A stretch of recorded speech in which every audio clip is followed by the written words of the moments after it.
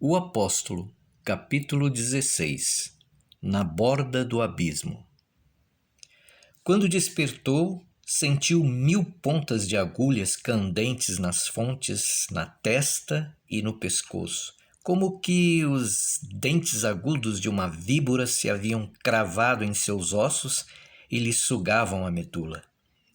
Tinha no coração um negro abismo, o abismo do mais profundo inferno, e nele caía tudo o que fora firme como rocha. Caía juntamente com ele. Seu sobrinho Ben-Hanan trouxe-lhe um copo de vinho de mel para fortalecê-lo e aquecer um pouco os seus membros. A cor de seu rosto era lívida e seus olhos vítreos e inchados. No entanto, manifestou a atividade habitual. Indo encontrar-se com seus quadrilheiros na hora combinada, partiu febrilmente à caça de novas vítimas. Deus, ou demônio, faziam de Saulo um joguete, negaceando-o e arremessando-o como uma bola da certeza à dúvida e da dúvida à certeza. Deus, ou demônio, se aprazia em escarnecê-lo. Por vezes, Saulo se inclinava a pensar que era o demônio.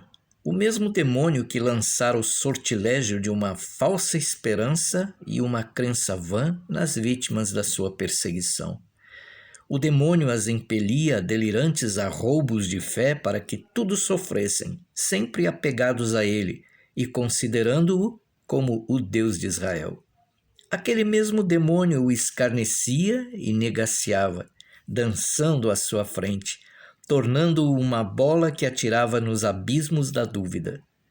Mas ele, Saulo, saberia resistir-lhe. Mostraria a firmeza de um homem ao mensageiro do mal, e com o auxílio do Deus de Israel o haveria de vencer.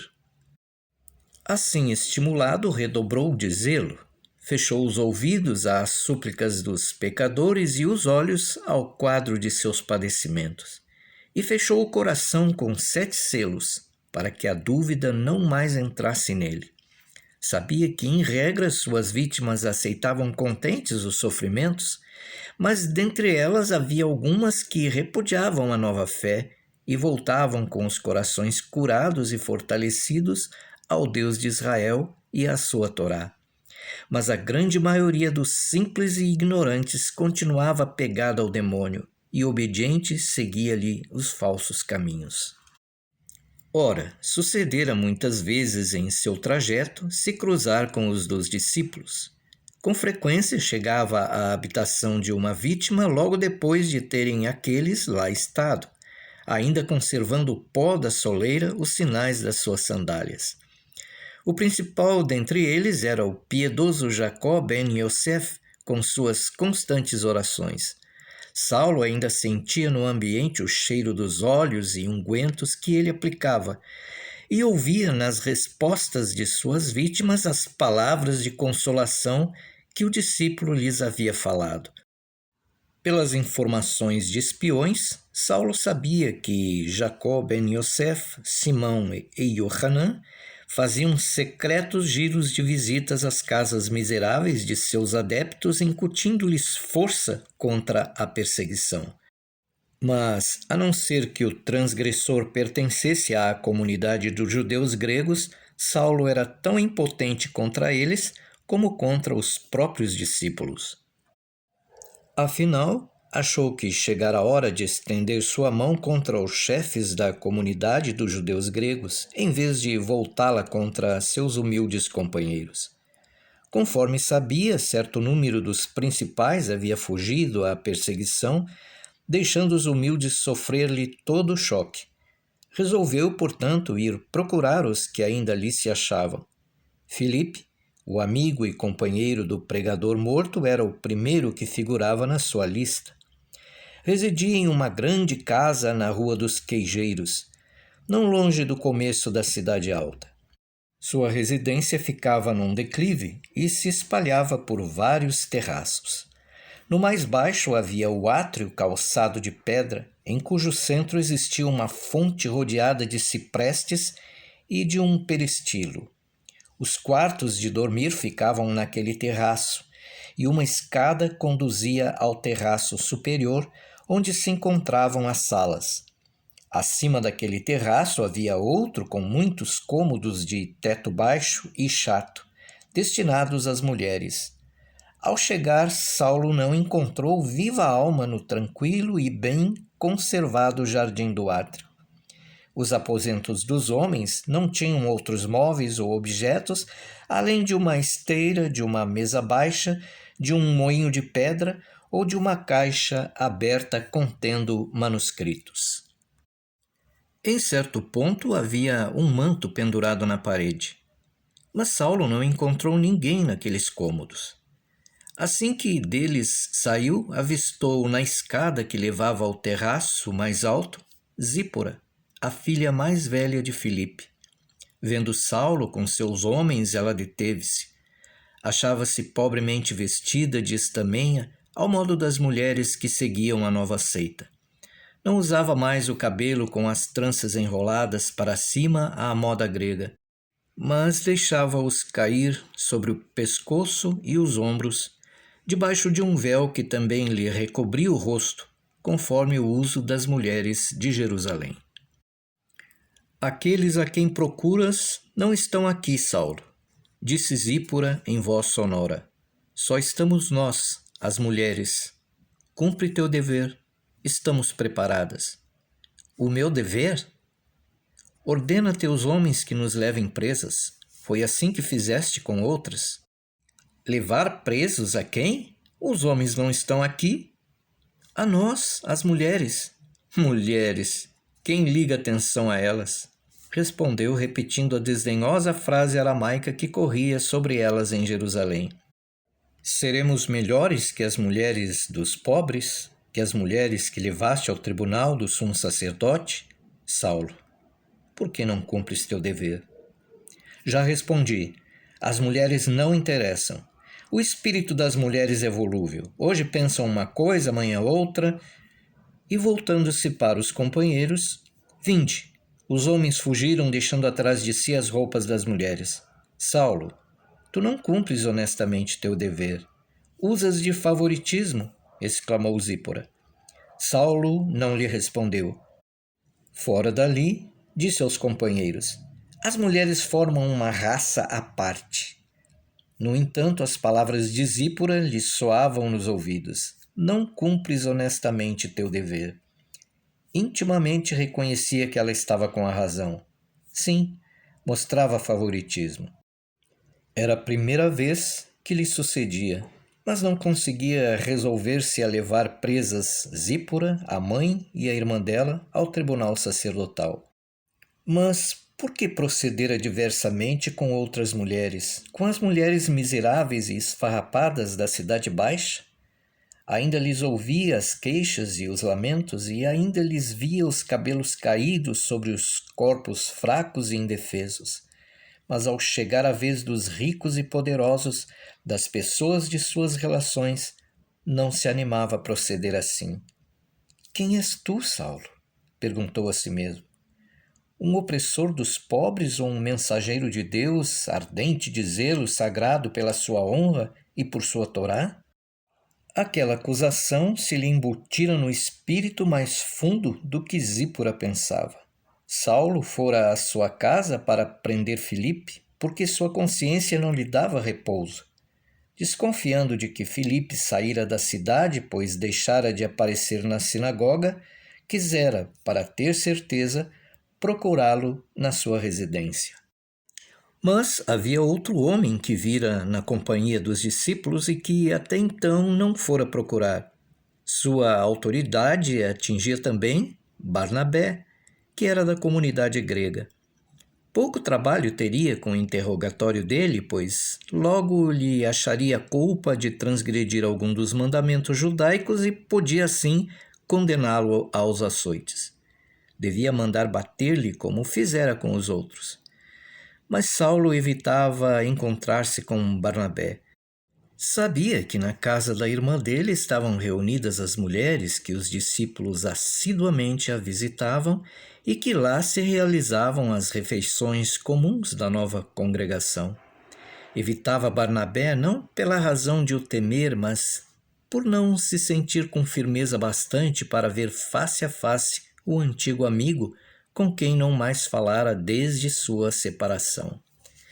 Evitava-o porque no mais íntimo de seu coração havia o que quer que fosse que lhe sussurrava que Barnabé era o justo e ele, Saulo, o perverso. Que Barnabé era o perseguido e ele, Saulo, o perseguidor. Receava pôr em prova seus sentimentos e achava intolerável a ideia de ver cravados em si os olhos de Barnabé. Mas, já não podendo fugir àquele impulso, resolveu ir procurá-lo incontinente. Queria provar a si mesmo que estava com a razão, que tinha a seu lado a lei e a verdade, e desejava fazer que o peso de ambas recaísse sobre seu ex-amigo. E se secretamente lhe respeitava o fervor, respeito talvez derivado da afeição, era essa mais uma razão para a prova decisiva. Sim, podia perfeitamente suceder que invejasse a pronta aceitação daquele ideal de Barnabé e sua coragem de por ele renunciar à mocidade, à alegria e ao amor. Barnabé tinha muito a que renunciar. Era jovem, sentia a alegria de viver, não era como Saulo, que desprezava os prazeres da juventude. Da fisionomia de Barnabé irradiavam bondade e alegria, que o envolviam como de claridade e de calor, atraindo por igual os moços e os velhos. As mais belas filhas daquela terra haviam desejado ser a sua preferida, e as mais ricas famílias tinham requestado a sua mão. Paulo recordava-se perfeitamente das felizes reuniões na vinha de Barnabé. A tudo ele renunciara de livre vontade, depondo sua juventude como oferenda ao altar de sua fé. Saulo não deixava de sentir certa admiração e inveja. Era esta a razão de evitar encontrar-se com ele e precisamente a razão, depois da vexatória censura de Zípora, de procurar afinal ver claro nos seus sentimentos. Barnabé seria a pedra de toque de sua sinceridade, e só Barnabé o poderia fazer ver se a obra a que se dedicava era do Senhor ou do demônio. Da casa de Filipe dirigiu-se com os quadrilheiros para a de Miriam, onde tantas vezes fora recebido como amigo. Não encontrou nenhum servo ou mordomo para o receber. A porta foi-lhe aberta por uma jovem da congregação e, assim que ela avistou Saulo e os guardas, soltou um grito de terror e fugiu para dentro. Quase imediatamente, sem pensar, Saulo impediu que seus homens entrassem. Em pouco apareceu Barnabé acompanhado pelo pequeno João Marcos. Foi com dificuldade que Saulo reconheceu seu ex-amigo.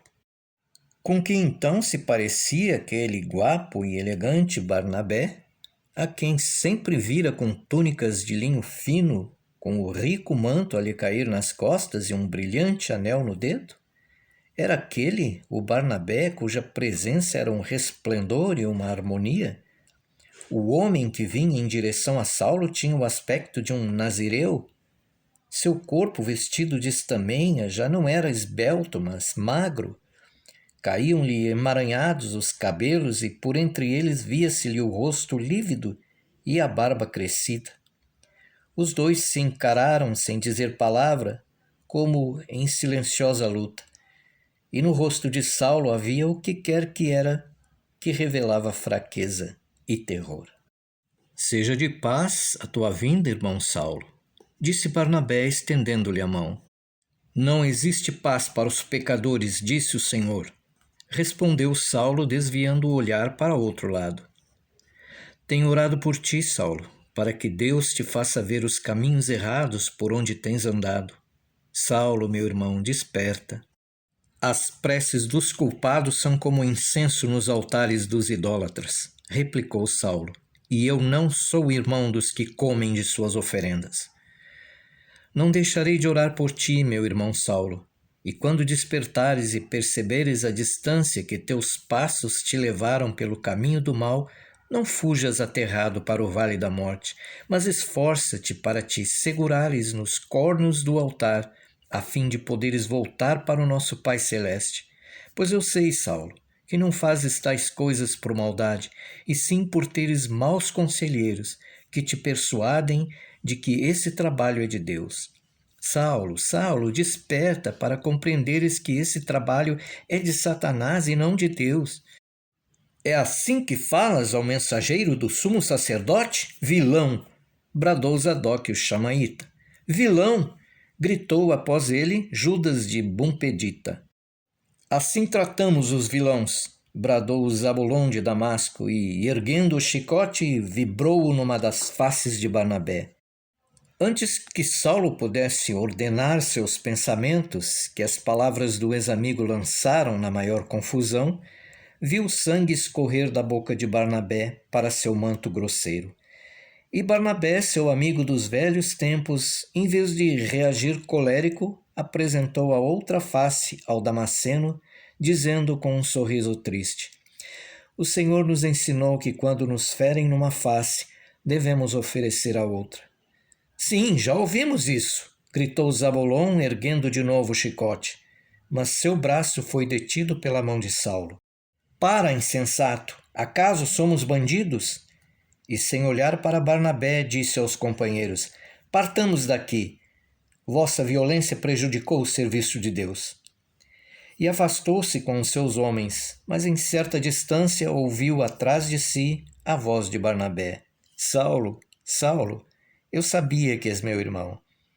Agora Saulo estava certo de uma coisa, de que tinha favoritismos, e por isso não se julgava com um direito de continuar aquela obra de Deus. Daquele momento em diante, Saulo errou tontamente pela cidade, como um homem envenenado. Barnabé o envenenara, o aniquilara, destruíra-lhe as forças. Tentou prosseguir em seu trabalho, mas sempre que se defrontava com algum dos adeptos dos discípulos, via mentalmente Barnabé oferecendo a outra face a Zabulon de Damasco. Em verdade, outros haviam procedido semelhantemente de acordo com o mandamento de seu Messias, mas Saulo não prestara atenção àquele ato enquanto não vira Barnabé praticá-lo. Barnabé, seu amigo altivo e belo, que com a boca a escorrer sangue apresentara outra face ao agressor, e soava em seus ouvidos a voz de Zípora: Saulo, não cumpres honestamente o teu dever, procedes com favoritismo. Sim, ele era um hipócrita, um bajulador dos ricos, por isso não podia mais continuar com sua missão.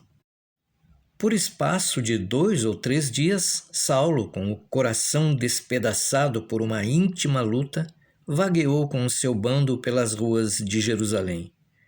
Logo em seguida tomou nova resolução.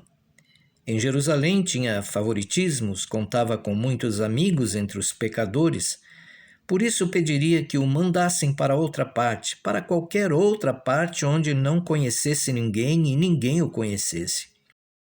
Então, entre ele e os sequazes dos discípulos não haveria outra coisa a não ser a lei de Deus.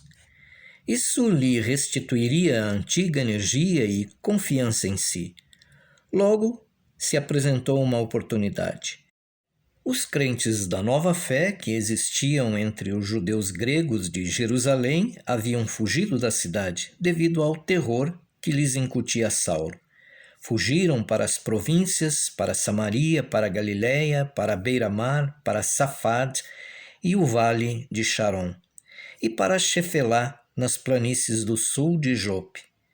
Chegaram a transpor as fronteiras da Palestina. Nas colônias judaicas da Antioquia da Síria e outros lugares anunciava-se a volta do Messias. O campo estava admiravelmente preparado para a semeadura.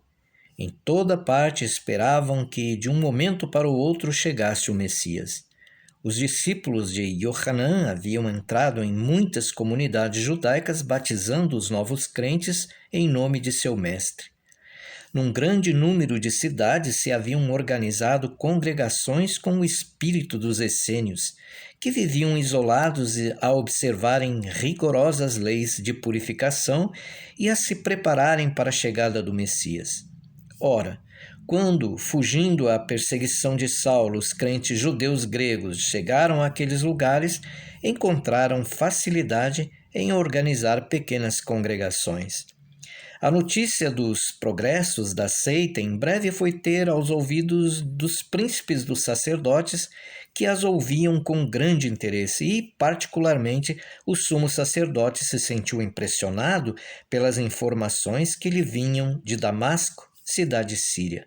Damasco era talvez um terreno fecundo para se espalhar aquela doutrina, pois existiam na cidade muitos gentios conversos, na maioria mulheres, para os quais os rabis de Damasco facilitavam grandemente a conversão ao judaísmo. Dizia-se que a maioria das mulheres damascenas se haviam batizado na fé judaica. Quanto aos homens, não era tão fácil, mas multidões de inconversos, varões retos entre os gentios, invadiam as sinagogas nos sábados. Em Damasco também se formara uma congregação da nova seita. O sumo sacerdote ficou alarmado ao saber que diariamente ela fazia novas conversões entre os judeus gregos e que numerosos gentios se tornaram seus partidários. Em vista disso, a Assembleia dos Hierarcas resolveu enviar um representante a Damasco com autorização para prender os chefes da nova seita e os levar para serem julgados em Jerusalém. Eram excelentes as relações entre o sumo sacerdote e o rei nabateano de Damasco. Este soberano ia com frequência a Jerusalém levar suas oferendas ao templo e hospedava-se nessas ocasiões no palácio do sumo sacerdote. O etnarca compreenderia o perigo representado por aquela seita revolucionária, desde que lhe explicassem que a atitude blasfema de seus chefes para com o templo sagrado prejudicaria a fé de todos os judeus da Síria se não pusessem cobro a esse demando.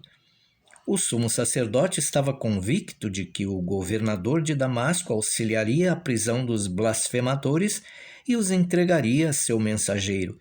E, se qualquer dúvida existisse, seria dissipada pelo mensageiro escolhido, que deveria ser um homem de ardente zelo pela causa judaica.